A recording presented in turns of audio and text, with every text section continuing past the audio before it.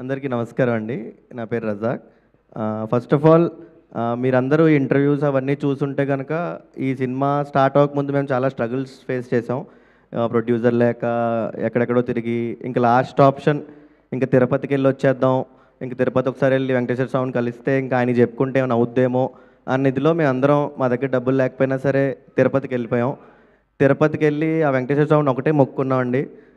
ఇంటికి వెళ్ళే లోపు మాకు ప్రొడ్యూసర్ సెట్ చేసేలా చూడు దేవుడా అని ఒకటే మాట అనుకున్నాం. ఇంటికి వచ్చిన రెండో రోజుకి ఇంకా వెంకటేశ్వర స్వామి రాకపోగా మా గోపాలకృష్ణ గారిని పంపారు ప్రొడ్యూసర్ లాగా.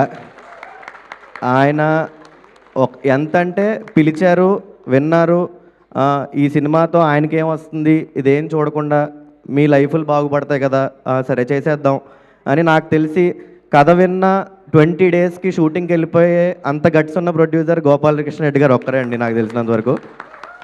అండ్ తర్వాత మా వినీషా మ్యామ్, ఆవిడ మేము ఎంత కష్టపడ్డామో మాకన్నా రెండింతలు ఆవిడ కష్టపడి ఈ సినిమాని ఎలాగైనా బతికించాలని చెప్పి చాలా కష్టపడ్డారండి మేడం.